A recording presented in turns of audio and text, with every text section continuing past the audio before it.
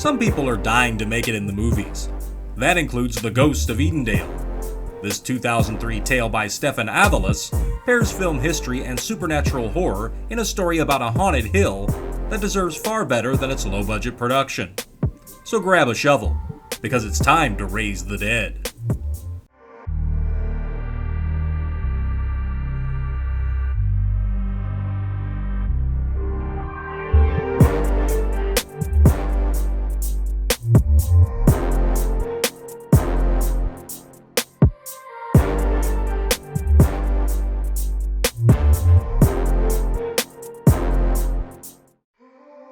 The Ghosts of Edendale follows a couple of wannabe screenwriters who've moved cross-country to launch their careers in La La Land.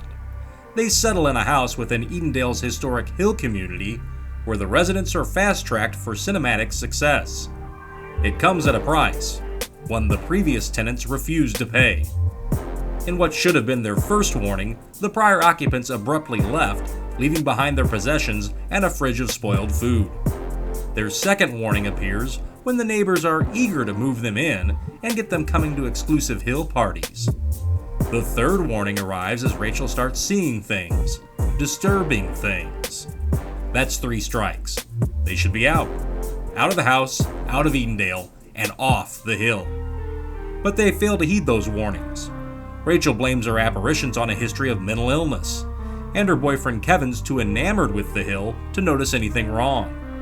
Things go from bad to worse when ex-model Rachel decides to take one last photo shoot back east and leaves for 5 days. After experiencing what feels like an earthquake, Kevin finds the inspiration to write a screenplay for a classic western. He quits smoking and embarks on a health regimen. When Rachel returns, she finds a changed man. He's distant and short-tempered, which she attributes to nicotine withdrawals.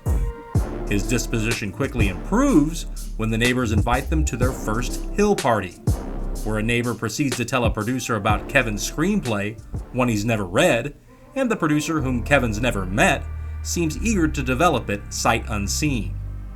Meanwhile, Rachel gets a lesson on Edendale. Their community was previously home to one of the first studios on the West Coast during the silent era.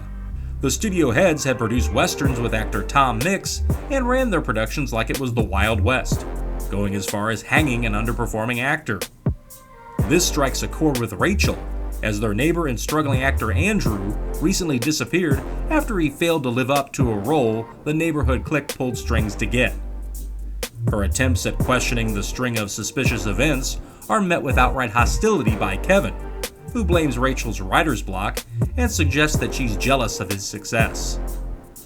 Rachel's unable to work as she's increasingly menaced by supernatural manifestations.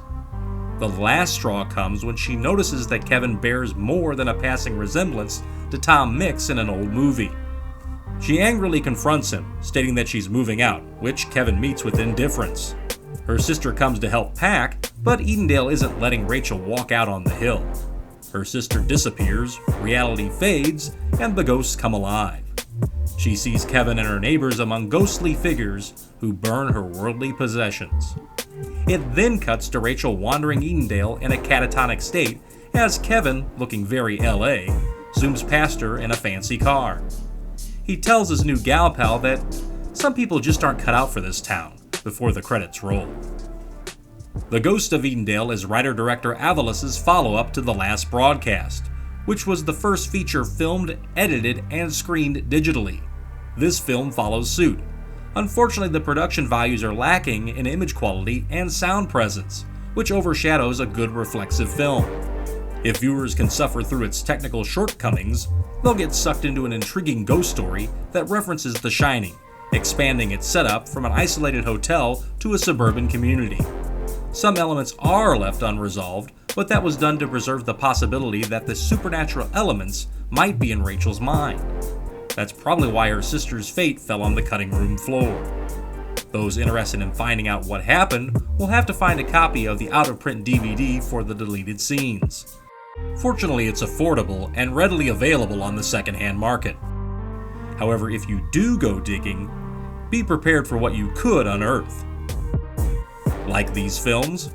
Hit subscribe and turn on notifications for future episodes.